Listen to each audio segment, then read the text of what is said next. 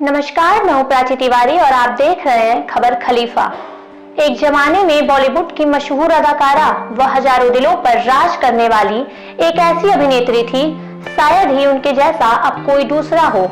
इतनी कम उम्र में सफलता के परचमों को लहराया।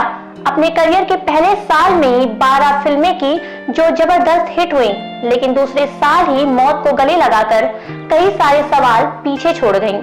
दरअसल हम बात कर रहे हैं दिव्या भारती की, जिनकी मौत की वजह अभी तक पता नहीं चली। महज 19 साल की उम्र में ही इस दुनिया को अलविदा कह गई और छोड़ गई तो पीछे कई सारे सवाल। दिव्या भारती की मौत कैसे और किन हालातों में हुई, ये कोई नहीं जानता।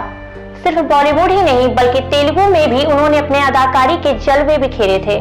कार्यकाल के कम समय में ही दिव्या को दीवाना के लिए lux new face of the year का अवार्ड भी मिला। काफी कम समय में दिव्या ने इतना कुछ पा लिया। 1993 में दिव्या भारती की सिर्फ 3 ही हिंदी फिल्में रिलीज हो पाईं। ऐसा इसलिए क्योंकि ये दिव्या की जिंदगी का अंतिम साल था।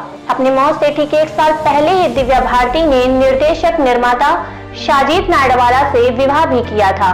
उनके इस्लाम कबूल करने के बावजूद भी उनके पति शादी को सबके सामने नहीं लाना चाहते थे, जबकि दिव्या अपनी शादी का खुलासा सबके सामने करना चाहती थी। जिस दिन दिव्या की मौत हुई थी उसी दिन उन्होंने एक नया अपार्टमेंट खरीदा था।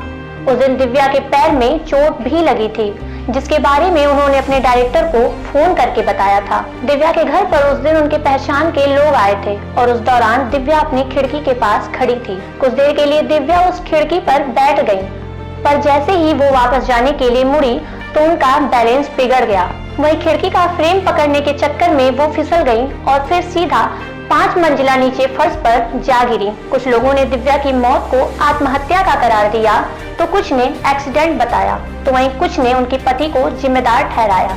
कहा यह भी जाता है कि साजिद के अंडरवर्ल्ड से रिश्ते होने के बाद दिव्या को परेशान करती थी। उनकी मां के साथ भी उनकी अनबन रहती थी, इसलिए उन्होंने ऐसा कदम उठाया।